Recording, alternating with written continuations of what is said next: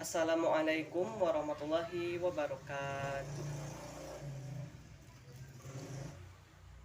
Alhamdulillahilladzi hadana lihadza wa ma kunna linahtadiya laula an hadanallah.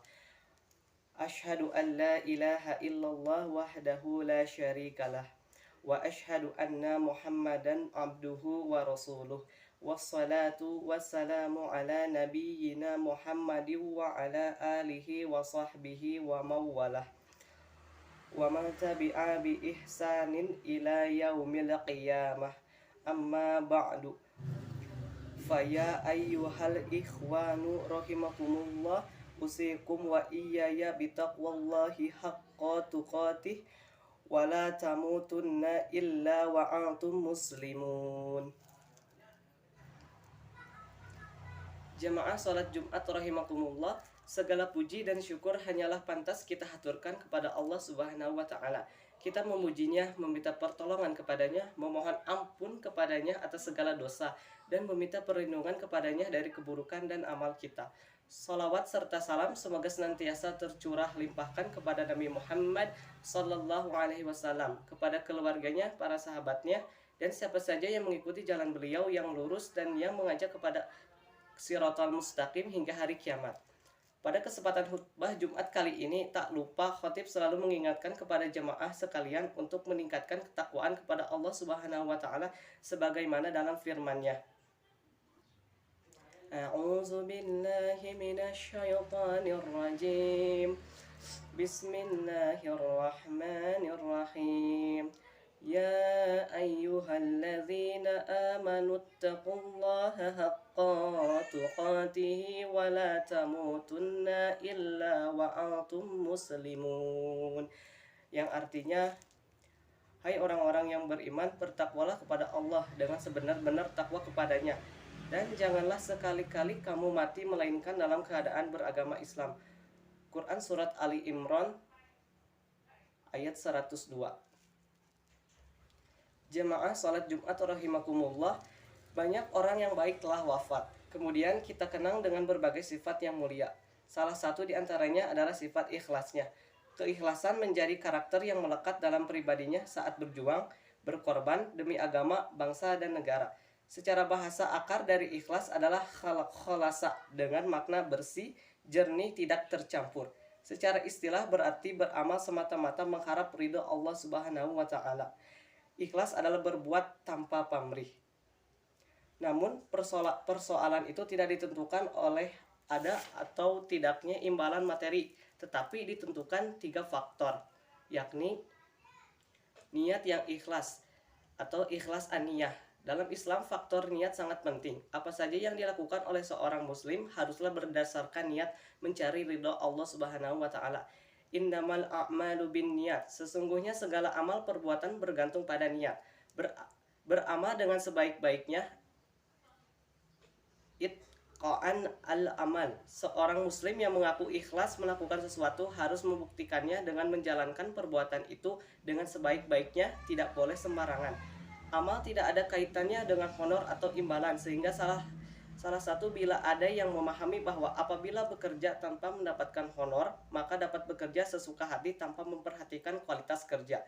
Sesungguhnya Allah Subhanahu wa taala menyukai bila seseorang beramal, dia melakukan sebaik-baiknya. Hadis riwayat Baihaqi. Pemanfaat hasil usaha sebaik-baiknya. Jaudah al-ada, seorang muslim yang telah menjalani 2 unsur keikhlasan. Di atas yang pertama diawali dengan niat dan diteruskan oleh usaha, maka ia akan mendapatkan hasil dari 2 unsur tersebut, maka harus dimanfaatkan dengan sebaik-baiknya dalam usaha yang lain. Jemaah salat Jumat yang dimuliakan oleh Allah Subhanahu wa taala, Allah memerintahkan kepada kita untuk beribadah kepadanya dengan penuh keikhlasan dan beramal semata-mata mengharap ridha Allah Subhanahu wa taala semata. Allah berfirman dalam Quran surat Al-Bayyinah surat ke-98 ayat ke-5. A'udzu billahi minasy syaithanir rajim. Bismillahirrahmanirrahim. وَمَا أُمِرُوا إِلَّا لِيَعْبُدُوا اللَّهَ مُخْلِصِينَ لَهُ الدِّينَ حنفاء ويقيموا الصلاة ويؤتوا الزكاة وذلك دين القيمة, yang artinya padahal mereka tidak disuruh kecuali menyembah Allah dengan memurnikan atau mengikhlaskan ketaatan kepadanya dalam menjalankan agama yang lurus, dan supaya mereka mendirikan sholat dan menunaikan zakat, dan yang demikian itulah agama yang lurus. Begitu pula dalam Quran surat Al-An'am surat ke-6 ayat 162, Allah Subhanahu wa taala berfirman, Bismillahirrahmanirrahim. Qul inna salati wa nusuki wa mahyaya wa mamati lillahi rabbil alamin. Shadaqallahul azim.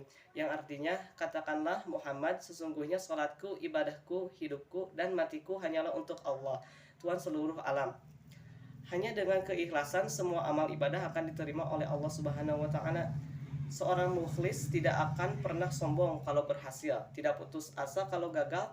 Orang ikhlas akan selalu bersemangat dalam beramal. Pujian tidak membuat dia terbuai dan cacian tidak membuat dia mundur. Yang dicarinya hanyalah ridha Allah semata.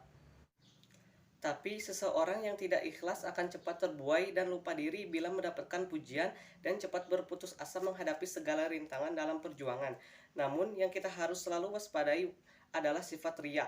Apa itu riya? Ini sifat kebalikan atau lawan dari ikhlas.